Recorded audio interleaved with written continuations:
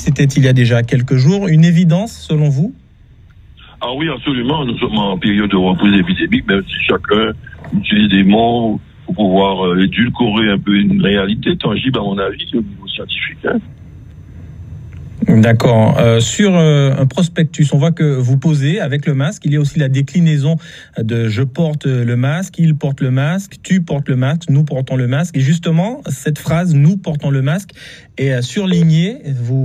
Ça veut dire que vous incitez peut-être l'ensemble et également peut-être les autres maires à rentrer dans cette dynamique, Éric Jalton.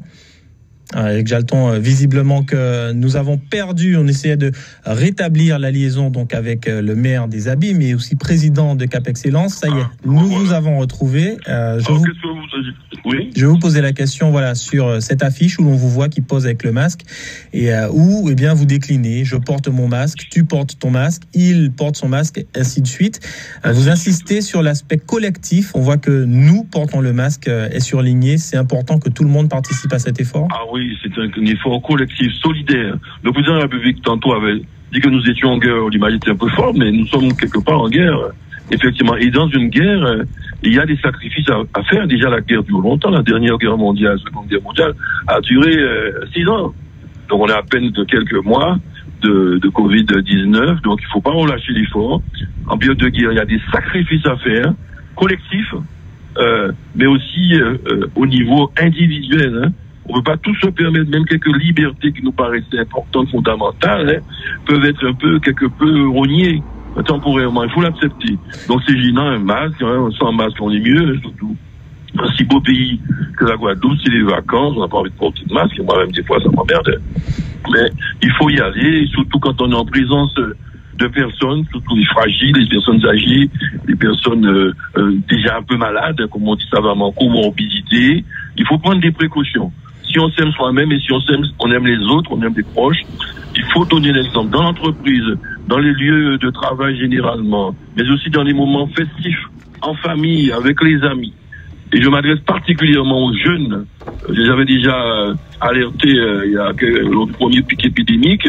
Il faut qu'ils prennent leurs responsabilités. Ils ne peuvent pas vivre égoïstement en laissant cette charge sur les autres et en mettant en danger la sécurité de leurs parents, de leurs grands-parents. Les autres, donc il faut prendre des précautions et donc se protéger soi-même pour mieux protéger aussi les autres. Le masque partout où on peut, dans tous les lieux publics. Dès lors qu'on est susceptible de croiser et de façon proche des personnes. Éric Jalton, en quelques mots pour finir. Post-confinement, vous étiez un des premiers à vous opposer à la volonté préfectorale de rouvrir les écoles.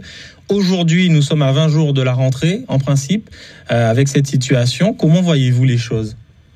Mais ce ne sera pas facile. Mais on a du recul. Il fallait l'avoir. Nos agents, en tout cas au niveau de la ville des Abîmes, ont été formés. Le sont encore au moment où je vous parle, pour pouvoir intégrer toutes ces prescriptions sanitaires, nouvelles parfois pour elles, pour eux, ces agents, et pour pouvoir garantir, sécuriser au maximum les uns et les autres. On connaît la maladie, on connaît sa capacité de transmission chez les jeunes, etc. Et les gens connaissent de plus en plus les gestes barrières, y compris les très jeunes. Donc ce sera plus facile à gérer, mais ce sera pas simple non plus. On va sans doute s'adapter en fonction des choses.